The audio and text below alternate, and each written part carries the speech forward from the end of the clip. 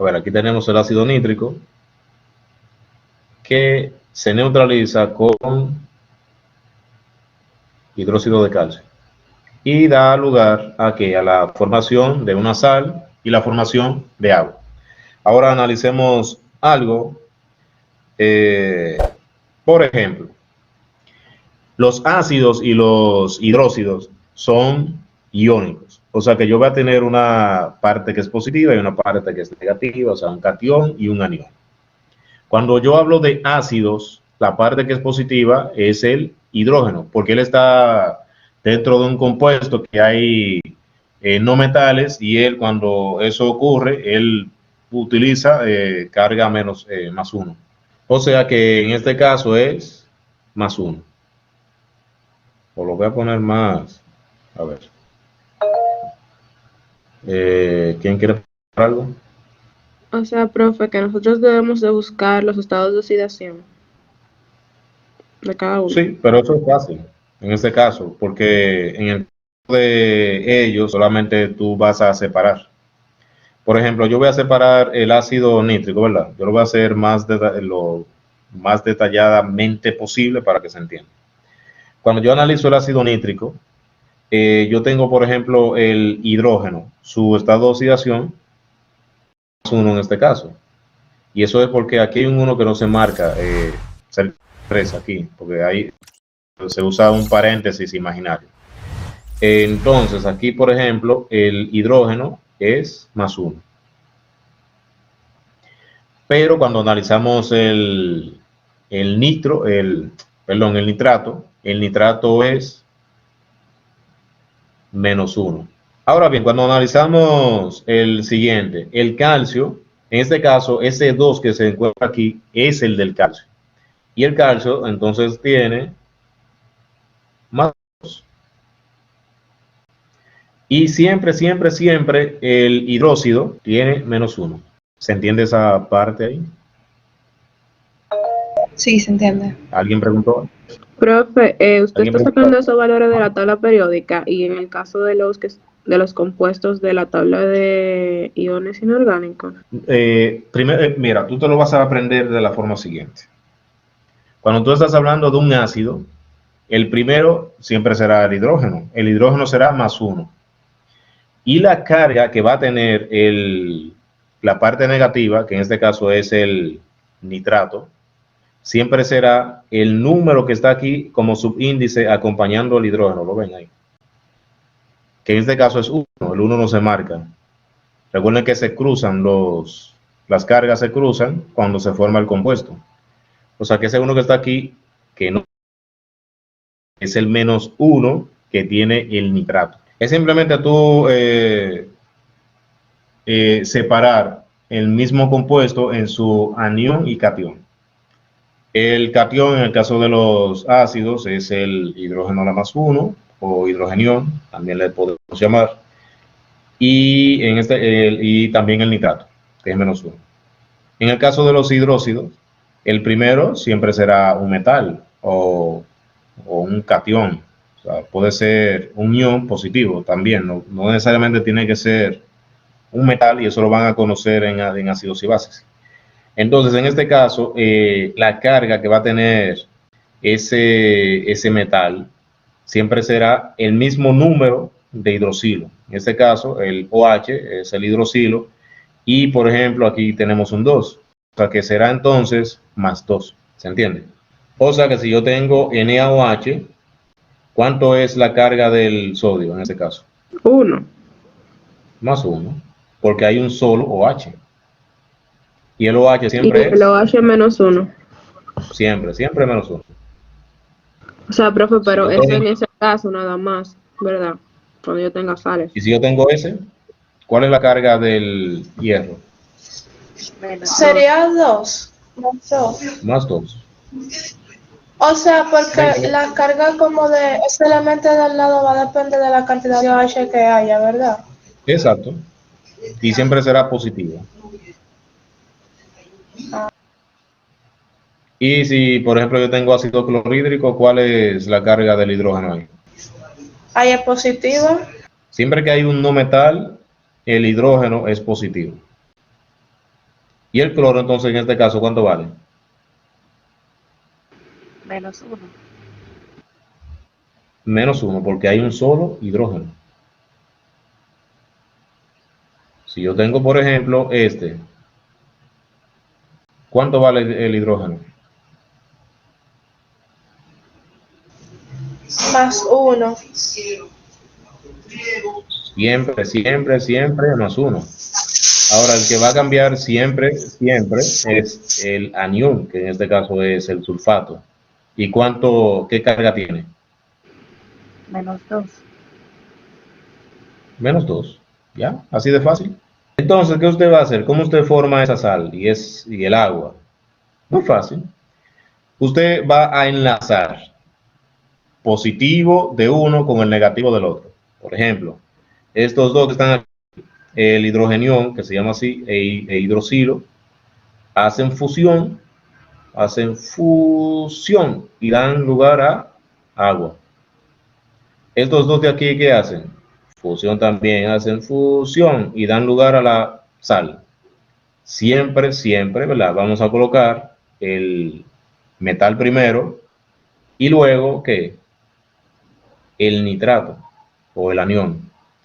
En este caso, se cruzan las cargas. Yo tengo un 1 aquí y yo tengo aquí un 2. Ese 2 pasa como subíndice, lo que va abajo del contrario, que en este caso es el nitrato. O sea que tú tienes que ahora poner un paréntesis y poner aquí un 2.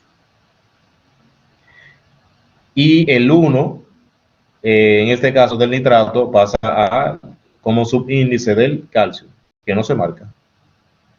¿Se entendió? ¿Podría repetirlo? Cuando yo hago fusión entre ese anión, el nitrato, y el catión, el calcio, yo cruzo los estados de oxidación y pasan a ser ahora subíndice del otro. El estado de oxidación o la carga del nitrato, que es 1, pasa a ser subíndice del calcio. Y por eso coloqué un 1, lo coloqué, pero no se marca.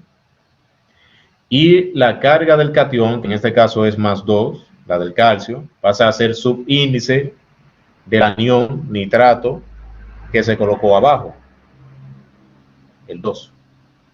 ¿Se entiende? Sí. Ok, entonces al final, ¿qué yo voy a tener? La sal y agua. ¿Alguien levantó la mano? Sí, profe, yo tengo una pregunta, ¿me escucha? Sí. Que si siempre van a hacer fusión de esa forma, o sea, yo voy a unir el primero con el primero y del último, del otro que yo tenga, cuando yo tenga Sí, otro siempre va a compuesto. ser positivo con negativo. Ah, ok. ¿Alguna otra pregunta? Sí, profesor, siempre se agrega el agua al final, ¿correcto? Sí, siempre se forma agua, sal y agua. Gracias. Ya conociendo eso, recordemos que tenemos que verificar si está balanceada, ¿verdad? Empezamos con los metales, ustedes se acuerdan de química 1. Tenemos el calcio hay un solo de un lado y del otro lado tenemos también uno, o sea que está balanceado. Ahora seguimos con el nitrógeno, que es el no metal. Del lado izquierdo tenemos un solo nitrógeno y del lado derecho, aquí, tenemos 2 nitrógenos, porque hay un 2 fuera del paréntesis que está multiplicando la cantidad de nitrógenos y oxígeno que hay. Entonces, para tu balancear, ¿qué tú harías? Colocamos un 2 aquí. Y ya está balanceado el nitrógeno.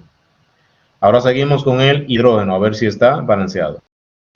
De hidrógeno yo tengo del lado izquierdo 2 hidrógenos y dos hidrógenos aquí y también en OH2, o sea, sería 2 más 2, 4. Y del lado derecho tengo una molécula de agua que indica que hay 2 hidrógenos. Entonces, para equilibrar, coloco un 2 aquí y ya tengo la ecuación balanceada.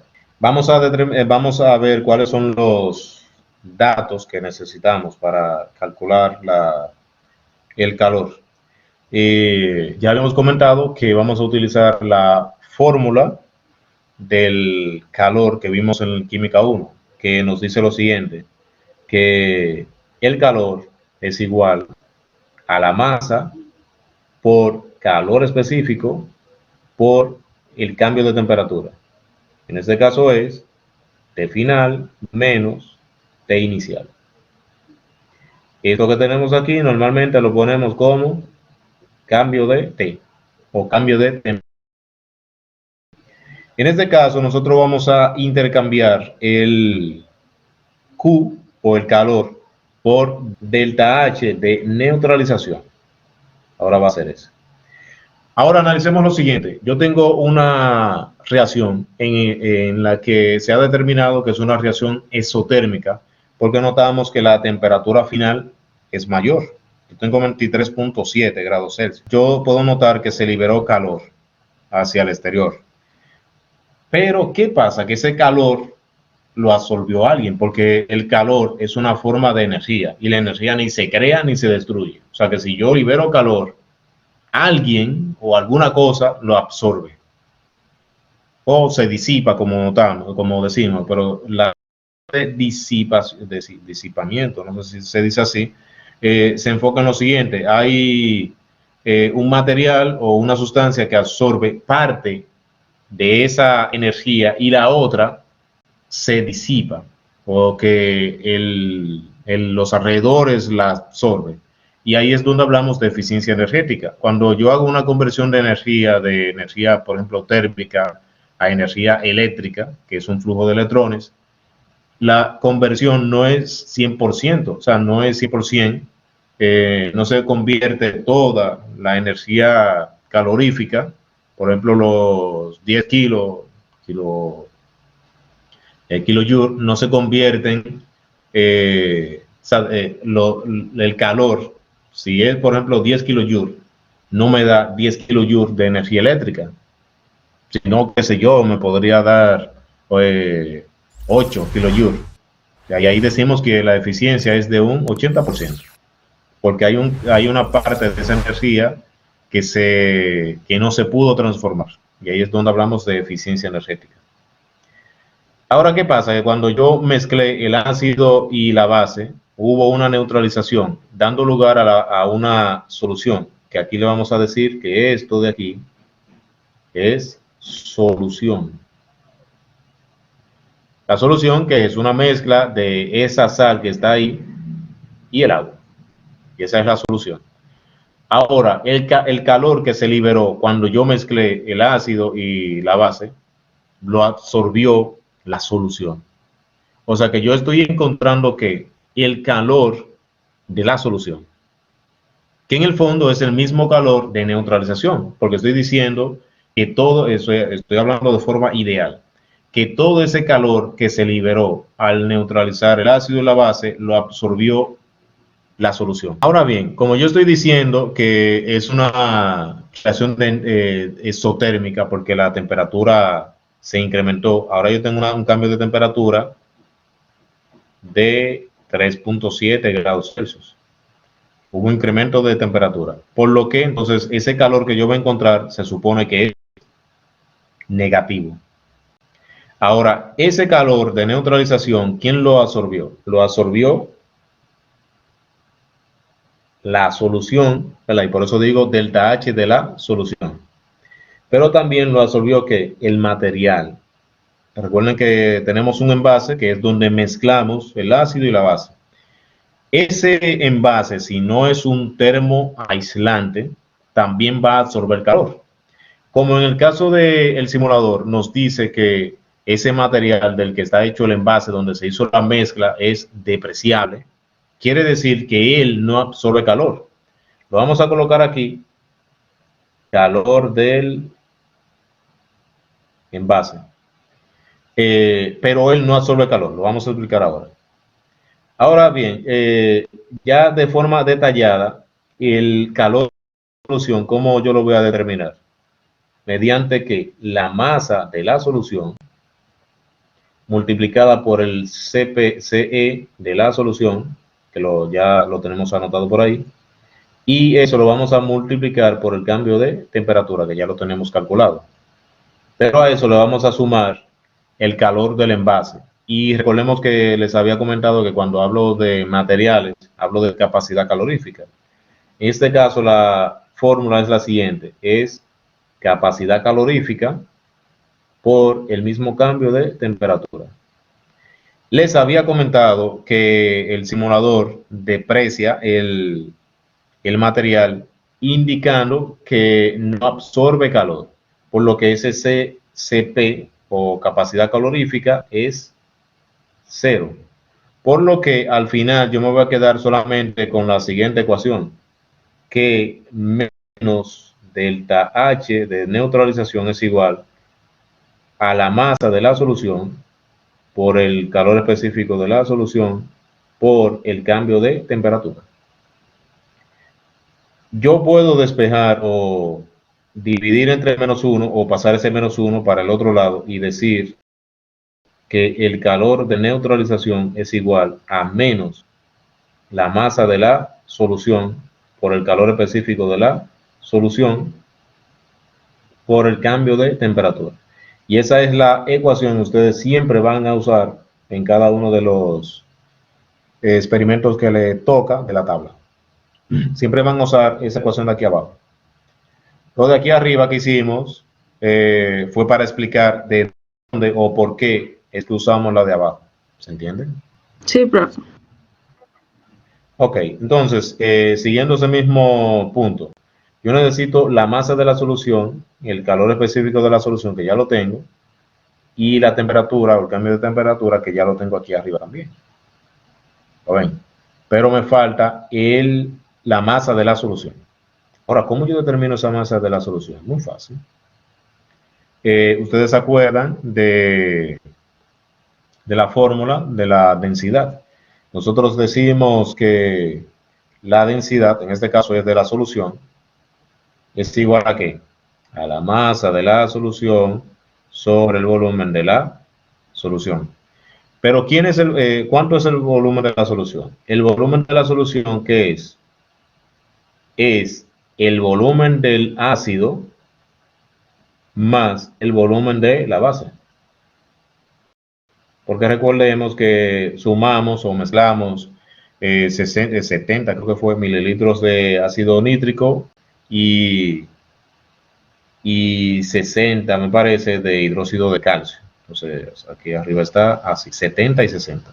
Entonces, ¿qué usted va a hacer? Va a sustituir. Aquí tenemos 70 mililitros más 60 mililitros.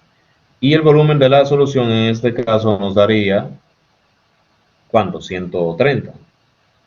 130 mililitros. Ahora, yo voy a despejar entonces de aquí la masa de la solución. Sería igual a ¿qué?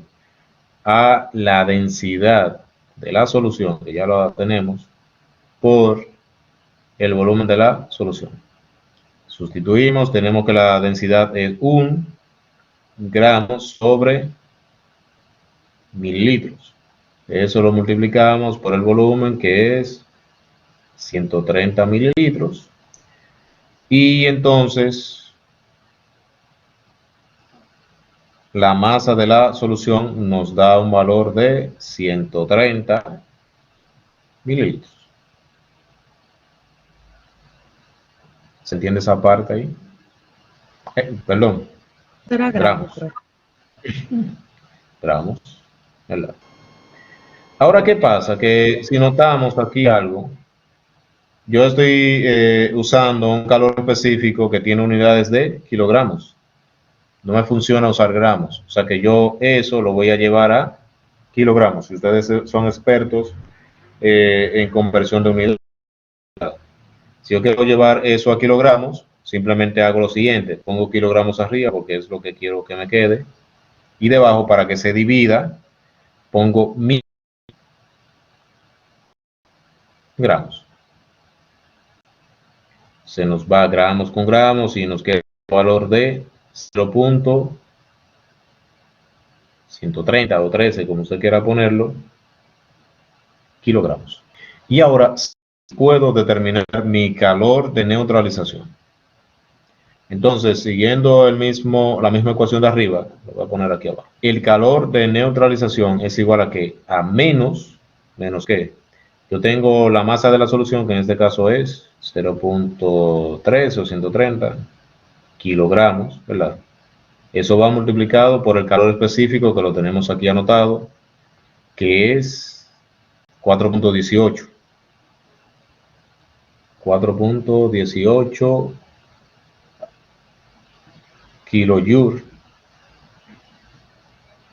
por cada kilogramos por grado Celsius, por el cambio de temperatura, que es 3.7 grados Celsius. Alguien que haga esa multiplicación y me diga cuánto da. A mí me dio negativo 2.01.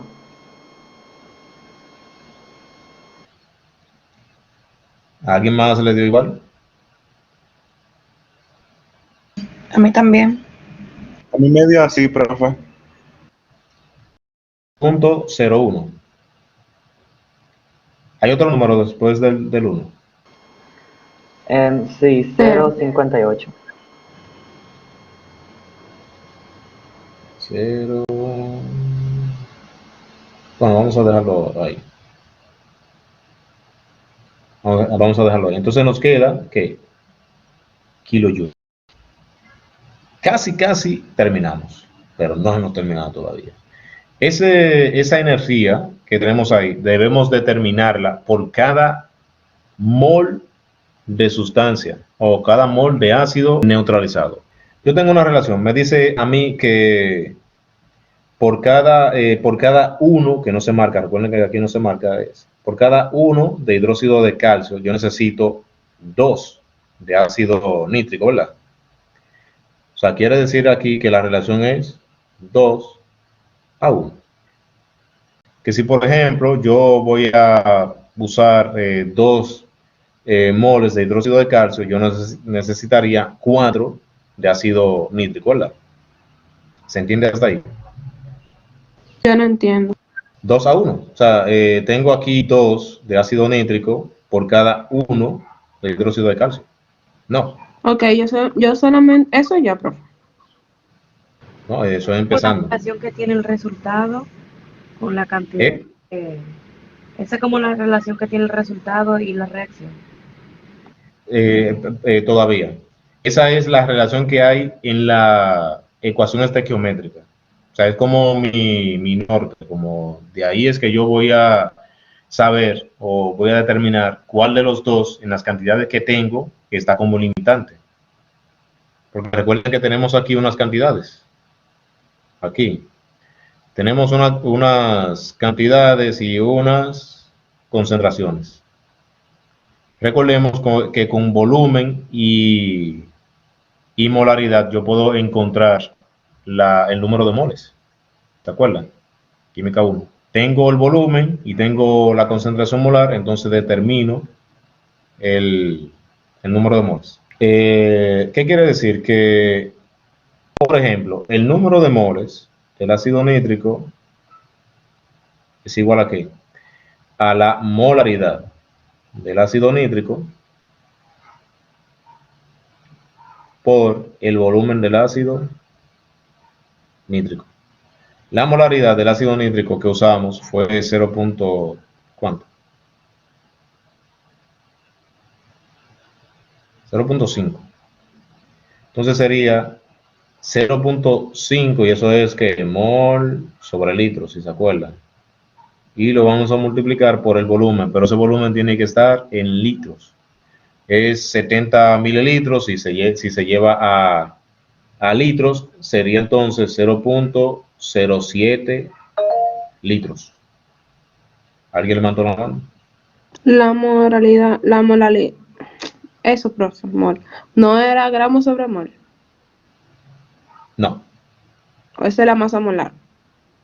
exacto. Ok. Entonces, ¿cuánto da esa multiplicación? 0.5 por 0.07. 0.035. 0.035 y eso es moles. Ahora vamos a determinar el número de moles de quién, del hidróxido de calcio. Y sería lo mismo, molaridad del hidróxido de calcio por el volumen del hidróxido de calcio. Eso va a ser igual. ¿Cuál es la concentración del hidróxido de calcio? 0.3. 0.3 mol litro por el volumen. ¿Qué volumen fue que usamos? 0.6, 0.06. Eran 60. 60 mililitros. Entonces es 0.06 litros. ¿Y esa multiplicación cuánto da? 0.018. 0.18. Ok, eso es moles. Entonces, lo vamos a poner aquí abajo. Yo tengo de ácido nítrico aquí en mis resultados, ¿verdad? Me dio 0. Aquí lo voy a poner. 0.035. Y del hidróxido de calcio, 0.018. Ahora, ¿qué análisis usted puede determinar ahí? O sea, ¿qué ustedes pueden ver? Que es lo mismo. ¿Eh? Que es la misma relación. Exacto. O sea, aproximadamente, ¿verdad? Porque si yo multiplico 0.018 por 2, me da 0.036. Pero podemos asumir que es lo mismo y es porque los cálculos, recuerden que no va a dar la misma relación. Pero entonces en este caso, tienes razón, yo diría que está estequiométricamente, que la relación o la cantidad que usamos coincidió con la parte estequiométrica. O sea que no hay reactivo limitante ni reactivo en exceso. Quiere decir que todos se consumieron en la reacción. ¿Cuánto da la división de 2.01 entre 0.035? 57.43. Exacto. Yo lo que estoy diciendo que para yo neutralizar dos de ácido nítrico necesito 1 de hidróxido de calcio, o por cada 2 de ácido nítrico necesito 1. En este caso lo que usamos fue eso mismo. Por ejemplo, 0.035 moles de ácido nítrico, yo necesitaría 0.018 de hidróxido de calcio, y eso fue lo que usamos. Quiere decir que para usted ahora encontrar el calor de neutralización por cada mol de ácido nítrico neutralizado, va a dividir ese menos 2.01 entre 0.035. Por ejemplo, sería, yo digo que ahora el calor de neutralización por cada mol, si quieren lo pueden poner así, por cada mol es igual a menos 2.01 kilojoule sobre 0.035 moles. Entonces, ese calor de neutralización es igual a ¿qué? A menos 57, ¿cuándo es? 57.43. 43 kilojoule por cada mol. Analicemos esta ecuación de neutralización. A ver, aquí yo tengo hidrógeno, pero también tengo nitrato, tengo calcio, tengo hidroxilo, tengo calcio, nitrato y tengo agua. Ahora, ¿qué pasa? Que yo eso lo sumo, ¿verdad? Lo tengo sumado. Tengo más eso, más eso, más eso, que me da calcio, más nitrato, más agua. Y si lo balanceamos, tenemos que hacer lo siguiente. Por ejemplo, yo tengo 2 veces aquí arriba tengo 2 veces ácido nítrico. Quiere decir que hay 2 hidrógenos, 2 hidrogenios, 2 nitratos, ¿verdad? En el otro que sigue, que es el hidróxido de calcio, ¿qué tengo? Tengo un solo calcio, pero tengo 2 hidroxilos. En el que sigue tengo un solo calcio, pero tengo 2 nitratos. Y en el agua, ¿qué tengo? 2 agua. Ahora, imaginemos que esto que tenemos aquí es un signo de igualdad. Quiere decir que lo que se repite, yo lo puedo pasar del otro lado y se cancela. Por ejemplo, tengo nitrato, tengo del lado izquierdo, tengo 2 nitratos. Si yo lo paso del lado derecho, pasaría negativo, ¿verdad? Y se me neutralizaría este con este. Lo mismo le pasaría al calcio. Yo tengo calcio del lado izquierdo y también calcio del lado derecho. Se neutralizaría. Me queda hidroxilo más OH que me da lugar a agua. En esta. ¿Qué es lo que yo quiero que ustedes vean? Que cuando yo analizo la reacción de neutralización, me da la formación del agua. Quiere decir que ese calor de neutralización que encontramos es el calor del agua, el agua líquida, que me dio, que es menos 57.25 kilojoule por cada mol. O sea que ustedes siempre que vayan a trabajar con un ácido fuerte y una base fuerte para neutralizar, les va a dar rondando ese mismo valor, menos 57 punto tanto. Puede ser que llegue a 58 y eso, pero siempre va a rondar ese valor. O sea que esa es una forma de ustedes darse cuenta si lo están haciendo bien o lo están haciendo mal. Siempre y cuando estén trabajando con ácidos y bases fuertes, le tiene que dar cerca de ese valor. Si es con ácidos débiles y bases débiles, el valor cambia. En este caso es mucho menor, o sea, se libera menos calor. Y lo van a notar cuando estén trabajando con ácido fosfórico y una base fuerte, que les va a dar un valor diferente. ¿Tienen alguna pregunta?